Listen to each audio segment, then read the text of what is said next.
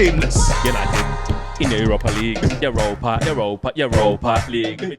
DJ, big game, big win Yep. for Manchester United. How are you feeling right now? Oh man, I'm ecstatic. I'm happy. Got a bit nervy as always with these big games, but I think today was a day where, look, I said this week will solidify Ten Hag's position within the fan base and with the wider audience of football.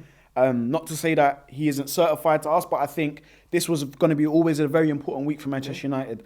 We're back in knockout football. We have just knocked out Barcelona, who are a big team, one of the biggest teams in the competition. We've knocked them out.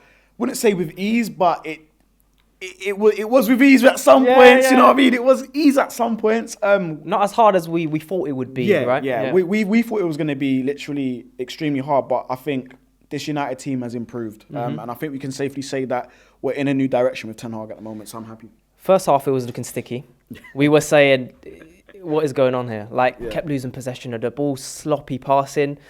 What do you think changed? What do you think changed in that second half? Because, again, just like in previous games this season, it looked like a completely different team. So what do you think changed in that second half? Yeah, I think the first half, we was unlucky to obviously concede the penalty. I didn't think it was a penalty personally, really soft. And I think that kind of derailed us a bit. The players did seem to kind of shell up a little bit.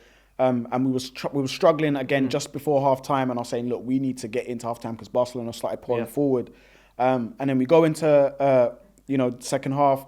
And it's almost kind of like, I would say to teams, if you're trying to beat Manchester United, you need to actually be clear away in the first half with your goals, because once Ten Hag can get a grip of them in the changing room, it's like they literally go on a madness. They'll come out, and as you can see, we saw change straight away, and we was able to make the changes. I think the changes that Ten Hag made was spot on as always. Most of his changes this season are spot on. He knows when to put certain players on, the Garnachos of this world, and Anthony coming back into the team.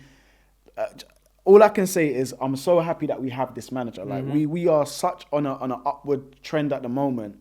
I honestly don't fear any team. I don't fear any team. Garnacho comes on, Anthony comes on. We haven't seen Anthony in a while now. Wow, yeah.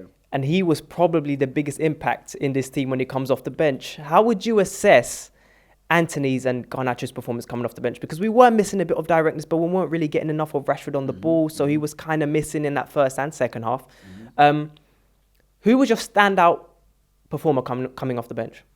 Man, I think it definitely has to be Anthony. I think Garnacho had an okay game, but Anthony, for me, he brought that aggression. And again, he tracks back. He's really good defensively, so he was tracking back. I want to shout out Dallo as well. I thought Dallo came on, but Diogo Dallo.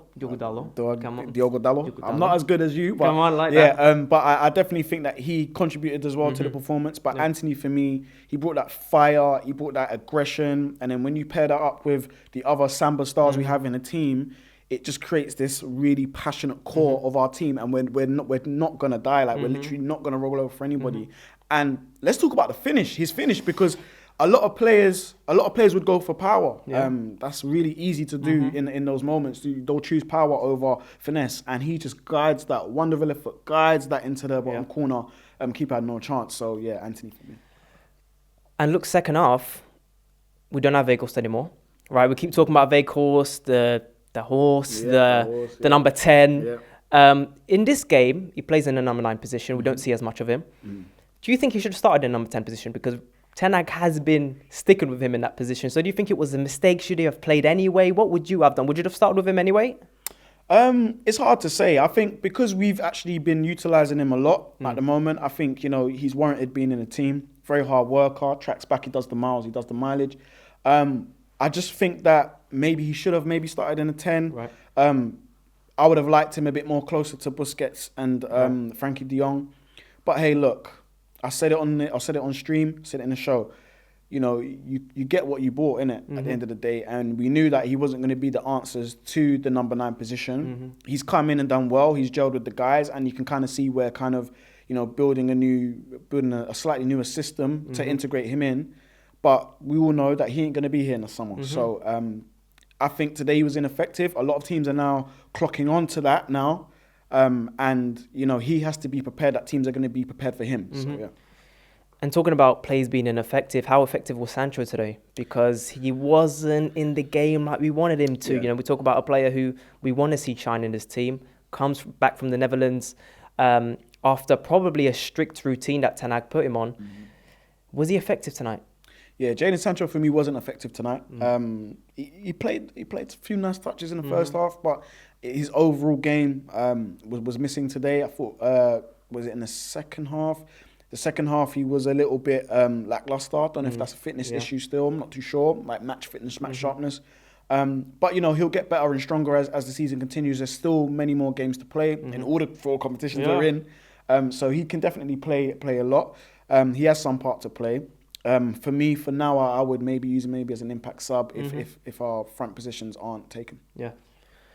And Varane and Martinez, probably the 2 best players in this game. The defensive discipline, the interceptions, the tackles. I mean, that last interception that Varane got, I mean, that's 2-2 right there. Yeah. How important were they today? Because we keep talking about this partnership at centre-back. We had Victor Lindelof last season, Maguire. I mean, it's night and day, really, isn't it? Yeah, it's night and day, man. Like, literally, just that partnership oozes quality. It oozes quality, and I dare anybody at home to tell me a better partnership in the Premier League at the moment. Them 2 together literally complement each other so well. And I feel like we're kind of like broken records. We kind of say this with every sort of fan view in every show. Them 2 together is just, they make defending look beautiful. They make it look beautiful. On one hand, you have the elegance of Varane, and on the other side, you have the shithousery of Martinez, and they literally complement each other. But not to even mention, they have Casemiro ahead of them. So that triangle there has won a lot. Obviously, in the case of Martinez, he has won the league with Ajax.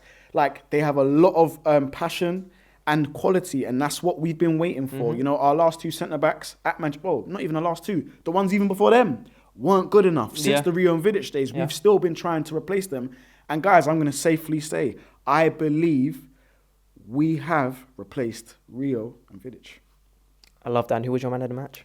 My man of the match would have to be Anthony. Winning goal, very well taken up until that point. You know, the game was on a knife edge, could have gone either way, so Anthony for me. And can we win this competition? We can win all the competitions. I said it. We can win.